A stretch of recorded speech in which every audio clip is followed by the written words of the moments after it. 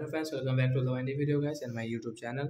Today when we are going to talk about guys Infinix on guys phone eyes protection mode guys, how can we on and use.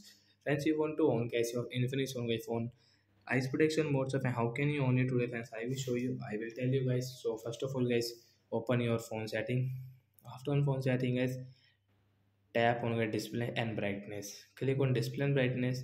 Eye care setting means guys your phone eyes protection mode guys you can on, and guys you can use from here. After guys screen color will change, and friends you can increase this brightness from here. So friends, you should on guys your phone eyes protection mode guys when you operate your phone at night and when you study in phone at night. So you should on. After on guys your eyes protection guys you can use your phone easily, you can read your messages easily.